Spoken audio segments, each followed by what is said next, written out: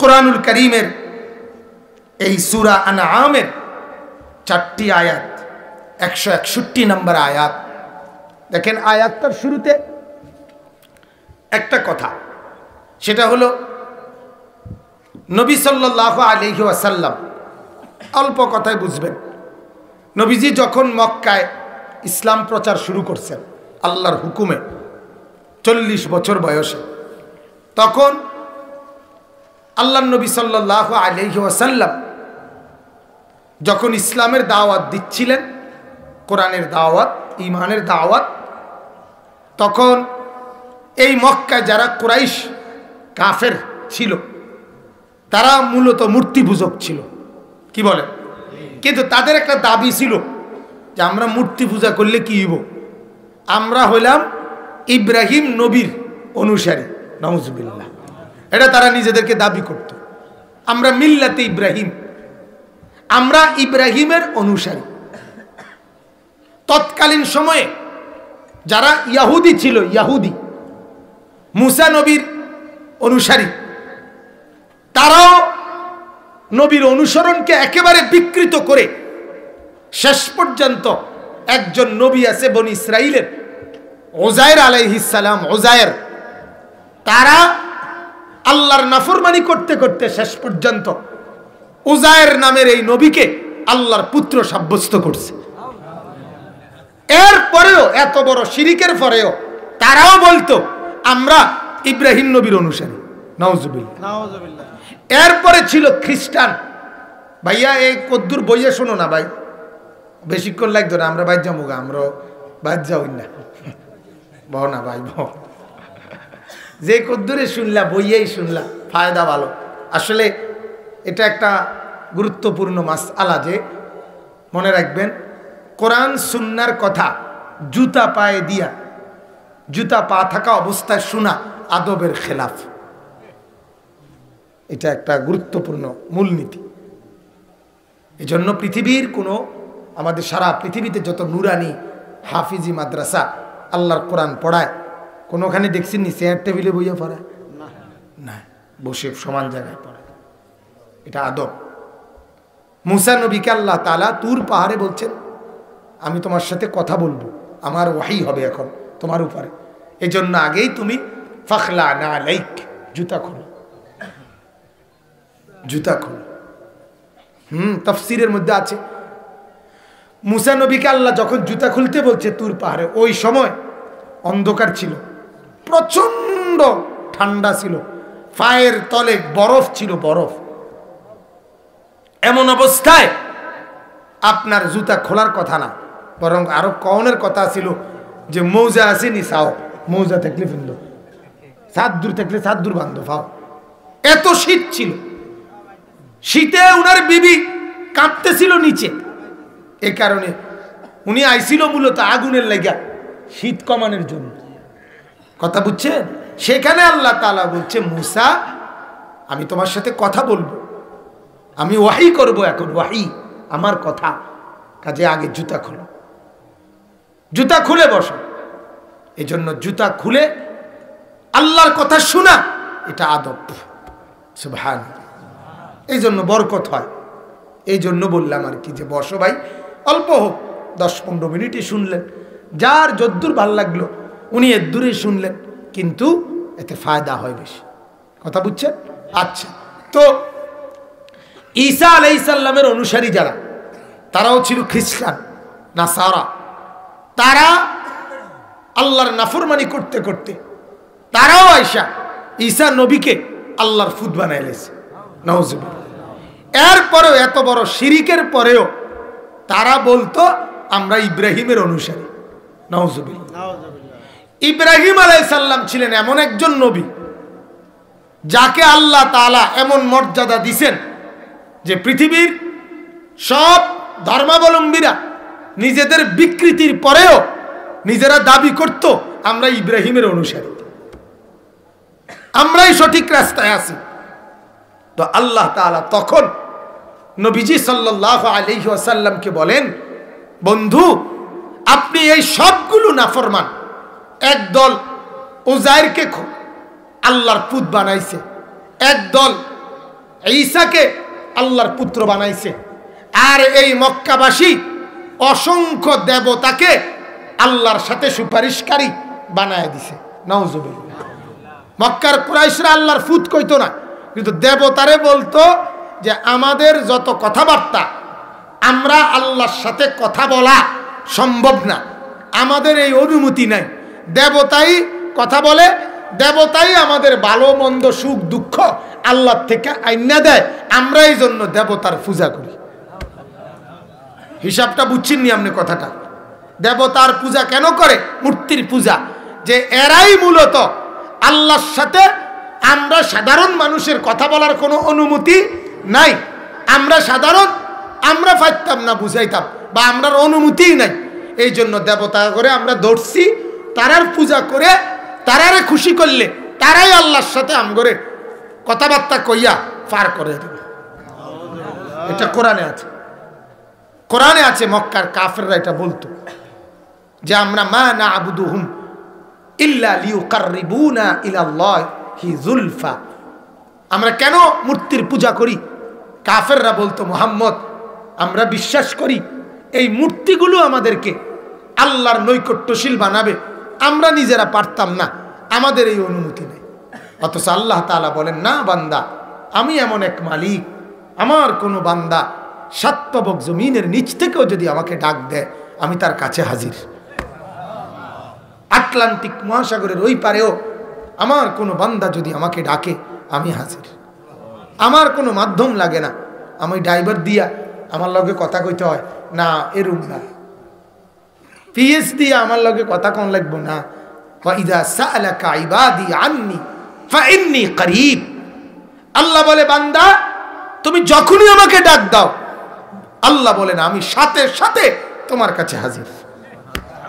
তুমি বলবা আল্লাহ, আল্লাহ বলবে লাব্বাইক ইয়া আবদি, আমার বান্দা আমি হাজির, বলো কি চাও? তো বান্দা বলে সুবহানাল্লাহ, আল্লাহ বলে বলো না কি চাও? আবার বলে আলহামদুলিল্লাহ, আল্লাহ বলে বলো না কি চাও? আল্লাহ আবার বলে আল্লাহু আকবার, মাওলা বলে আবার বলে কি চাও? লা ইলাহা ইল্লাল্লাহ, আল্লাহ বলে বলো না বান্দা কি চাও? বান্দা কেবল জিকির করে, আল্লাহ বলে বান্দা বলো না কি দরকার, কি দরকার? বান্দা শুধু আল্লাহ বলেন, আল্লাহ আল্লাহ আল্লাহ আল্লাহ আল্লাহ আল্লাহ, সুবহানাল্লাহ, আলহামদুলিল্লাহ, আল্লাহু আকবার, লা ইলাহা ইল্লাল্লাহ, সুবহানাল্লাহ, আলহামদুলিল্লাহ, আল্লাহু আকবার, লা ইলাহা ইল্লাল্লাহ। তুমি বান্দা আমার ডাইকা বড় মজা পাইছো, এই জন্য কেবল আমার ডাকছো। ঠিক আছে বান্দা, তুমি আমাকে ডাকতে থাকো, আমি মাওলা তোমাকে দিতে থাকি। তুমি ডাকো, আমি দেব, কিছু আর বলতে হবে না। তোমার কি লাগবে না লাগবে আমি জানি, জানে কি না? মাওলা বলে বিবি তোমার অসুস্থ, আমি তো এটা জানি। ছেলেটা বিদেশে অসুবিধায় আছে, আমি তো এটা জানি। আমি জানা ছাড়া কিছু তো নাই, আছে কিনা বলেন? মা তাসকুতু মিন ওয়ারাকাতিন ইল্লা ইয়ালামুহা, আল্লাহ বলে বান্দা জমিনের কোথাও একটা পাতাও পড়ে না যেটা আমি জানি না। এমন একটা পাতাও নাই, এমন একটা পাতা নাই, এমন একটা আওয়াজ নাই, এমন একটা সারা শব্দ নাই যেটা আমি শুনি না, আমি দেখি না। মাওলা দেখে না কি কি, আল্লাহ শোনে না কি কি? আলাম ইয়ালাম বিআন্নাল্লাহা ইয়ারা, আল্লাহ বলে বান্দা জানো কিনা তুমি, আমি কিন্তু সারাক্ষণ তোমাকে দেখি। যুবক নওজোয়ান ছেলেরা, বাপ তোমাদেরকে বলি, মাওলা কিন্তু সারাক্ষণ দেখে। রাত 2টায় তুমি যে মোবাইলে ছবি দেখছো, মা দেখে না, বাবা দেখে না, বন্ধু দেখে না, পাড়া পড়শি দেখে না, আল্লাহ চিৎকার করে ডাক দিয়ে বলে বান্দা আমি জেগে আছি, আমি দেখছি বান্দা, আমি তাকায় আছি, আমি ঘুমাই নাই, আমি ঘুমাই নাই, আমি ঘুমাই নাই, আমি ঘুমাই নাই, আমি তো জেগে আছি বান্দা, ছেড়ে দাও না ফরমানি যুবক। হায় হায়, সেজদা ছাড়া কেমনে ঘুমাইবা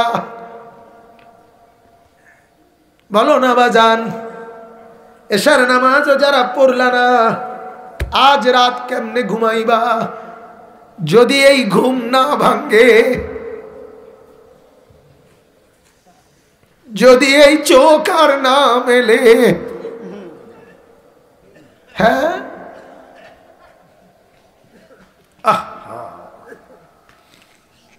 আল্লাহ তো কোরআনে বলেন বান্দা যখন ঘুমায় আমি মাওলা তার রূহ নিয়ে যাই। ওয়াহুয়াল্লাযী ইয়াতাওয়াফাকুম বিল্লাইল, আল্লাহ বলেন বান্দা রাতে যখন তুমি ঘুমাও আমি কিন্তু তোমার রূহ নিয়ে যাই, সরায় ফেলি। আবার ঘুম থেকে জাগার সময় আমি মাওলা যদি ফেরত না দেই, জগতের কে আছে বলো তোমার রূহ ফেরত দিবে? কে বলো না? ছেলেরা বলো বাপ, একবার ভাবো, একবার তুমি মুসলমান কিনা? একটা ওয়াক্ত নামাজ পড়ো নাই, কেমনে তুমি মুসলমান রইলা? একবার ওই জবানে আল্লাহকে ডাকো নাই, কেমনে মুসলমান রইলা? এই জবানে কতবার বন্ধুকে ডাক দিছ, এই জবানে কতবার দুনিয়ার মানুষকে ডেকেছ, এই চোখে কত ক্রম দেখলা, এই চোখে কত কিছু দেখলা, মসজিদ কেন দেখলা না? কোরআন কেন দেখলা না?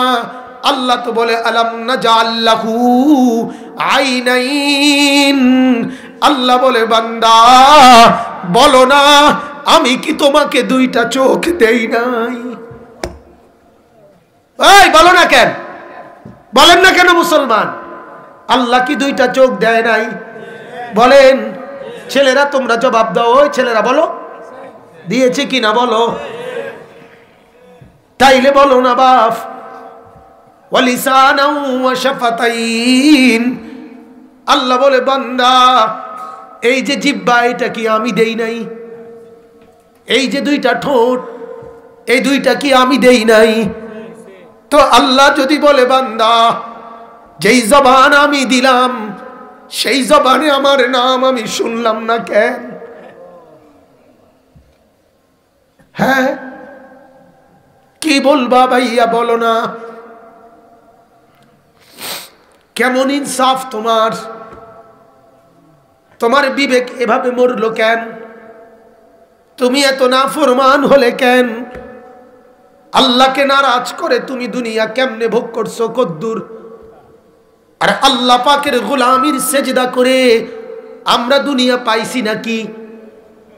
কথা বলেন না? পৃথিবীর সব নাফরমান যদি বিয়ে করে আমরাও তো বিয়ে করছি, ঠিক কিনা বলেন? পৃথিবীর সব নাফরমান যদি ভাত তরকারি খায় আমরাও তো ভাত তরকারি খাইছি। তাহলে দুনিয়া তুমি কি বেশি ভোগ করলা? আমার ঘরেও তো সোফা আছে, আমার ঘরেও তো 4টা খাট আছে, আমারও তো ফ্রিজ আছে 2টা, আমারও তো কাঠের দামি আলমারি আছে, আমার ঘরেও তো সব সামান আছে, কাচের প্লেট নুনের বাটি সব আছে, আমারও তো 2টা ছেলে আছে, আমারও তো 2টা মেয়ে আছে। তাহলে আমি কি পেলাম না? কি পাইলাম না আমি দুনিয়া? যেটা তুমি বেশি পাইছো আমি পাইছি না, কিতা হিডা? কিন্তু আমি তো এমন একটা নিয়ামত পাইছি যেটা তোমরা অনেকে পাও নাই। সেটা হলো আজ আমি 5 ওয়াক্ত নামাজ পড়েছি, তোমরা অনেকে পড়ো নাই, ঠিক কিনা বলেন? তাহলে বেমিল হইলে এইটা, বাতের লগে তো বেমিল নাই, ফেলেট বাড়ির লগে তো বেমিল নাই। আজ বহুবার আমি আমার মাওলার নাম আমার জবানে আমার আল্লাহ আমার মালিকের নাম নিছি। আজ বহুবার আমি আমার নবীর নাম নিয়েছি, বহুবার আমি দুরুদ পড়েছি, আমি তাসবিহ পড়েছি, তাইলে তুমি কি পাইলা বাজান? হায়, আমি যদি আরেকটু শক্ত কথা বলি, এটা শক্ত কথা, শক্ত কথাটা হইল যুবক, তুমি একটানা এক সপ্তাহ উলঙ্গ ছবি দেখে দেখে মোবাইলে যেই মজা পাইছ, আল্লাহর কসম, যেই কোনো স্বামী স্ত্রী তাদের একবারের বৈধ হালাল শরীয়তের মিলনে, হালাল মিলনে তার চাইতে কোটি গুণ বেশি মজা পাইছে, যেটা তুমি পাও নাই। তো তুমি কিতা পাইলা? আমার কথাটা বুঝেন না? এক হালাল সম্পর্কে যেটুকু সুখ মিলে সেটা কি পায় নাফরমান? তো তুমি কিতা পাইছো? শুধু শরীরটা নষ্ট করা ছাড়া, যৌন ক্ষমতা নষ্ট করা ছাড়া আর কি হয়েছে লাভ? মদখোরের লাভ কি হয়েছে? শরীর নষ্ট হওয়া ছাড়া। নেশাখোরের লাভ কি হয়েছে? শরীর নষ্ট করা ছাড়া। উলঙ্গ ছবি দেখার, নর্তকী দেখার এই বদভ্যাসের লাভ কি হয়েছে? শরীরটা ক্ষয় ছাড়া। আপনি কোন আখিরাতের কিছু হয়েছে? দুনিয়ার কেমন কিছু হয়েছে? তো তাইলে এজন্য বাপ, ছেলেরা ফিরে আসো।